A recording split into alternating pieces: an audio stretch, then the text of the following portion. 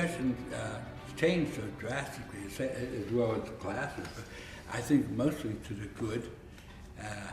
The biggest change I see is that we had, I think, 3 or 4 girls in our class out of 90-some, or started with 120. And now it's about more than 50, 60%, maybe or better, that are women in the pharmacy school.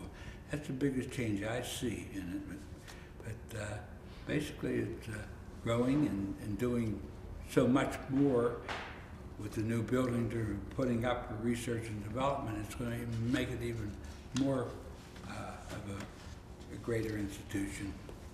I was working in my own pharmacy in Brookline, and I've been out of the Army a few years, and my younger brother, a girlfriend, who he later married, introduced me to this young lady, and here she was a senior at Pitt as a school teacher, and I thought it would never work out, but it sure did. And like I say, she graduated magna cum laude. I said, no.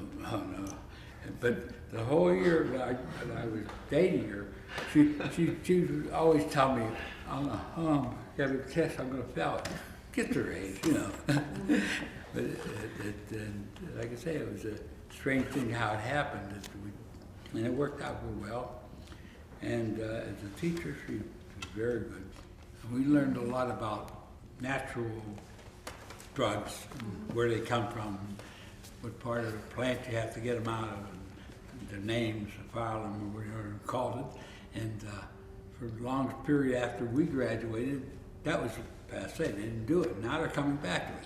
So it seems like a cycle, and more herbs are being used now, more holistic medicine is being prescribed, and more people are thinking that nature is pretty good to us. So we don't have to go and produce our own stuff, although the engineers, they have to keep them busy.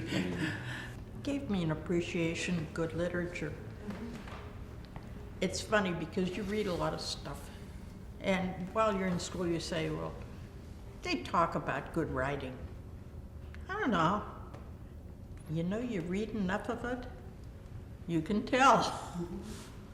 And that is an appreciation that I got here. I went to a class called industry. I didn't really know what industry was about. It's economics now, obviously. But we walked in, the professor said, if you don't learn anything else in this class, he said, I'm going to tell you what you have to take away from here. Just one thing. He wrote on the bulletin board, when things get tough, you trim the ship.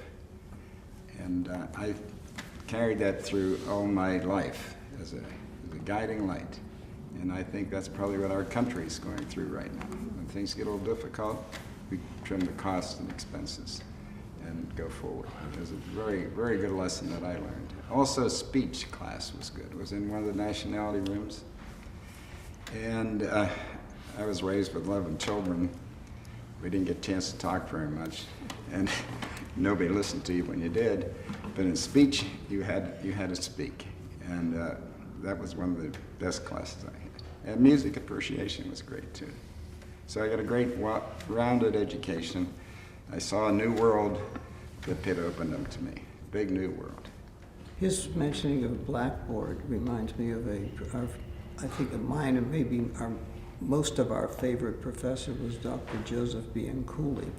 Rather short stature, very short. He was always kidded that he's standing in a hole. And when he'd put chemical formulas for pharmaceutical chemistry on a blackboard, he'd be putting them on here and erasing them with the other hand, and virtually that fast. And he was absolutely beloved. He later became Dean of the School of Pharmacy, Dean Emeritus. He was there whenever a room was dedicated to the old School of Pharmacy. Our large auditorium, so to speak, where the whole class could get together, was known as Ott 3 Hall because it had been refurbished by the class of 2003. And he was there and accepted the plaque in memory of Ott 3 Hall. And that room is standing now at the School of Pharmacy, Ott 3 Hall, in his memory also.